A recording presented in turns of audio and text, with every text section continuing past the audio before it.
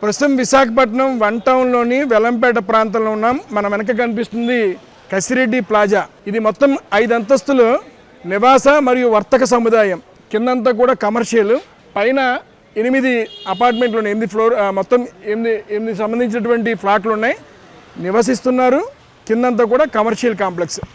ఈ మొత్తం భవన నిర్మాణం అంతా కూడా ఏడాది క్రితమే పూర్తయింది. మనం చూడొచ్చు ఈ భవనం పూర్తిగా వంగినటువంటి, ఇక్కడ మనం స్పష్టంగా కనిపిస్తుంది ఈ భవనం మనకి వంగినటువంటి పరిస్థితి.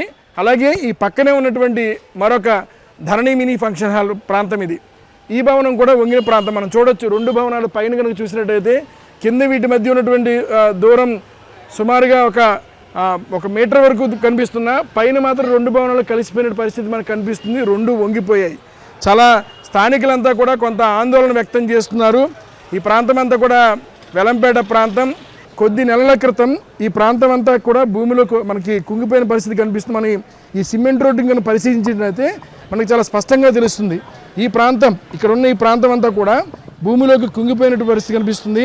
మనం చూడొచ్చు ఇక్కడ స్పష్టంగా ఇదంతా కూడా కిందకి కుంగిపోతుంది. అంటే ఇది లూజ్ సాయిల్ ఉన్నటువంటి ప్రాంతం. ఈ ప్రాంతంలో 3 అంతస్తులు మించి నిర్మాణం చేపట్టకూడదు. జీవీఎంసీ నిబంధనల ప్రకారం 3 అంతస్తులు మించి ఏ భవనాన్ని నిర్మాణం చేపట్టకూడదు. కానీ ఇప్పుడు మనకి ఈ సంఘటన జరిగినటువంటి భవనాన్ని చూస్తే మొత్తం 5 అంతస్తుల నిర్మాణం చేపట్టారు. ప్రస్తుతం అధికారులు ఈ ఘటన మీద దృష్టి పెట్టారు. అనుమతులకు సంబంధించిన అంశం మీద పూర్తిగా ఆరా తీస్తున్నారు.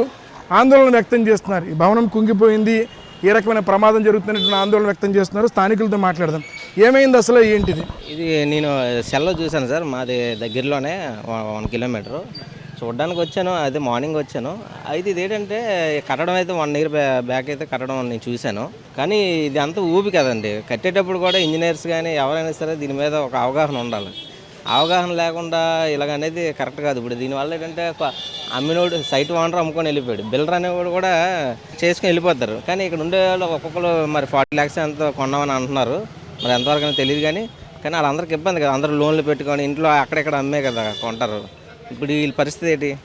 ఏదైనా సరే కొంచెం వీళ్ళ గురించి కూడా మనం ఆలోచించుకోవాల్సిందే. ఇది కొత్త రోడ్ నుండి అక్కడ మనోరమ వరకు కూడా ఇదంతా లూజ్ సాయిలే.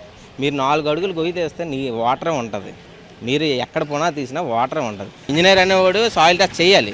చేయకుండా ఇంత దారుణంగా అయ్యిందంటే ఇప్పుడు దీనివల్ల ఆ పక్క బిల్డింగే ఎఫెక్ట్ అయ్యి పక్కది కూడా వాలిపోయి ఉంది. ఇది కూడా మరి వాళ్ళకు కూడా మరి హెచ్చరించాలని నేను అనుకున్నా.